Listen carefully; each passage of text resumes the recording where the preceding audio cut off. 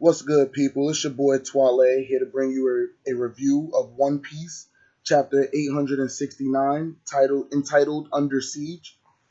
All right, now a couple things happened in this chapter, and I want to go through them piece by piece.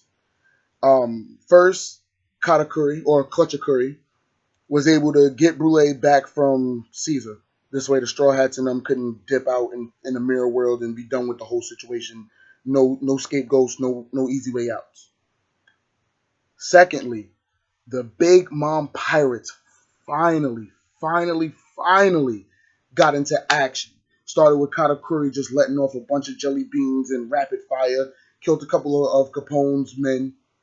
Smoothie was about to juice the life out of Nami. The life out of Nami.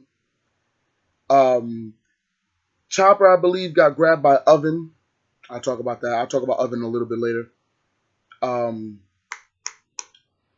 Carrot got grabbed by Daifuku, and I believe that was it. Yeah. Smoothie, Oven, Daifuku, and then Pedal tried to Pedal and a couple fodder actually tried to attack the Vin Smokes. Now, the Vin Smokes, shout out to my boy Durson, by the way, came through in the most clutchest way ever for the Straw Hats. Literally. First of all, let me backtrack real quick. First of all, they're official. They're Power Rangers. They literally morphed in panel. Mighty Morphin Power Rangers. Go ahead and dub them that. Now, the Vin Smoke. Now, Reiju saved Nami from Smoothie. Ichiji punched the ever-living crap. Gave Pedal the 3-piece real quick. Niji got Chopper away from Oven, and Yonji got Carrot away from Daifuku.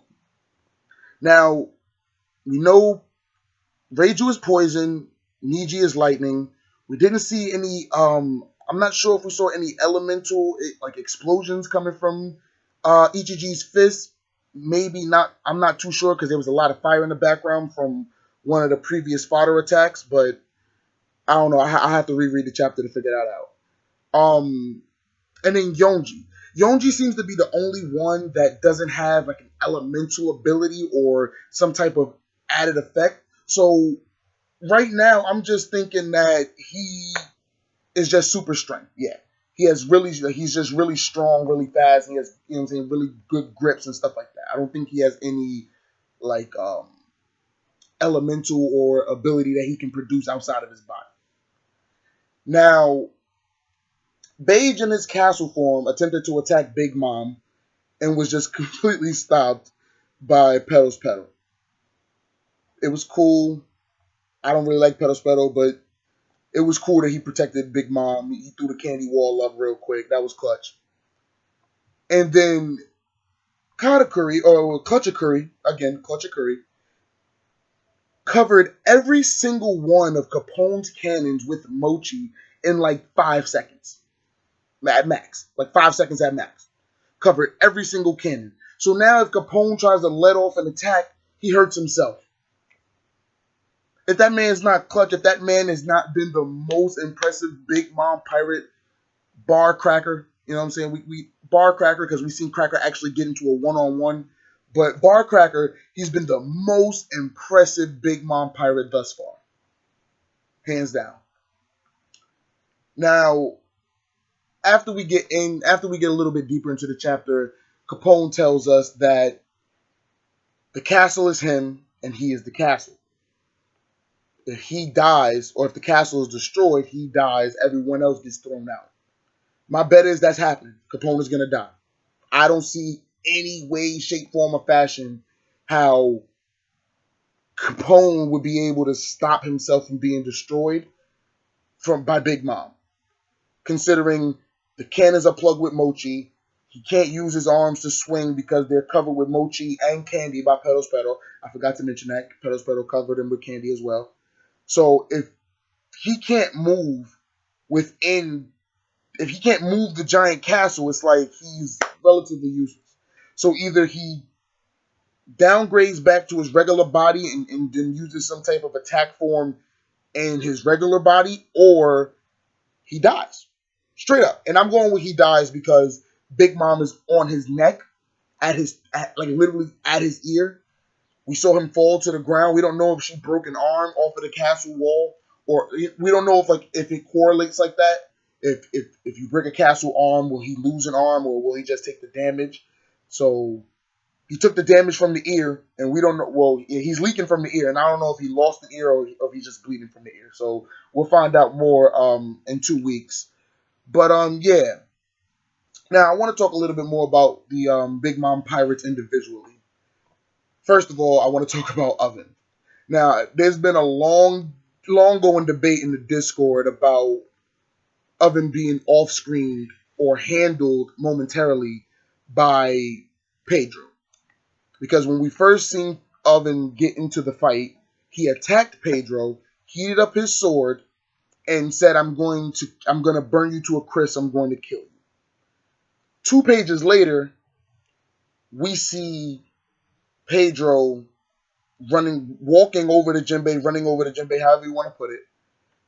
But he was going over to Jinbei to help Jinbei out. Now, Oven didn't pursue, because in the very next chapter, he left Katakuri to deal with Jinbei, Pedro, Capone, and Luffy by himself. We don't see Oven reacting to Big Mom's first scream, but we do see him reacting to the second one after the flashback. And during this chapter, when he chose to fight someone, he didn't attack Pedro, he attacked Chopper. Now, from Daifuku's point of view, he doesn't know that Chopper is a regular reindeer that ate a human fruit. So I'm assuming from his point of view, Chopper is a reindeer mink or a child mink. You know what I'm saying? A child raccoon dog mink. Either way, he went after the lesser fighter in Chopper instead of going after Pedro.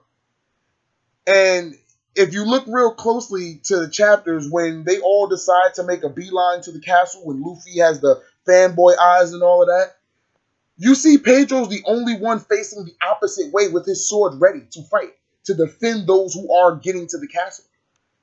So it's not like Pedro wasn't there. It's not like Pedro was running away himself. Pedro was there to fight, but Oven chose to go after Chopper. You know, that doesn't make sense to me. So, in my opinion, he just don't want them hands with Pedro.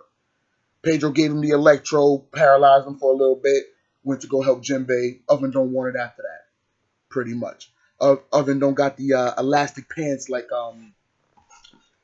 what's his name? Like Tamago. Oven don't got the plastic pants like Tamago. So, that's my thoughts on Oven. Now, Pedal, it's not that I don't like him, it's just that certain people in the community overhype him.